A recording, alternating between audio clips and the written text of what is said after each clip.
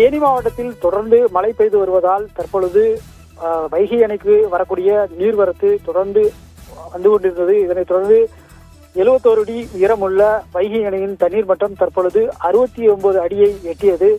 தொடர்ந்து தண்ணீர் வரத்து அதிகரித்து வரும் சூழ்நிலையில் தற்பொழுது பொதுப்பணித்துறை சார்பில் 1000 கன அடி என்ற வீதத்தில் தற்பொழுது தண்ணீர் திறந்து விடப்பட்டுள்ளது. இதனைத் தொடர்ந்து மதுரை, திண்டுக்கல், சிவகங்கை, தேனி, ராமநாதபுரம் உள்ளிட்ட 5 மாவட்ட மக்களுக்கு வெள்ள அபாய எச்சரிக்கை விடுக்கப்பட்டுள்ளது. ஏற்கனவே முதல் கட்ட எச்சரிக்கையும் 2ஆம் கட்ட எச்சரிக்கையும் விடுக்கப்பட்டிருந்த நிலையில் 3ஆம் கட்ட எச்சரிக்கை தண்ணீர் திறந்துவிட்டு தற்பொழுது விடப்பட்டுள்ளது.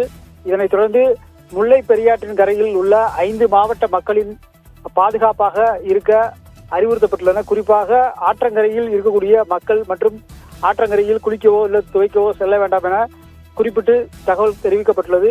இதனைத் தொடர்ந்து முல்லை பெரியார் அணையில் வரக்கூடிய தண்ணீரின் அளவு வந்து கொண்டே இருப்பதால் வைகை அணையின் 71 அடி உயரம் கொண்ட வைகை அணையில் தற்பொழுது 69 அடியை எட்டியுள்ளது.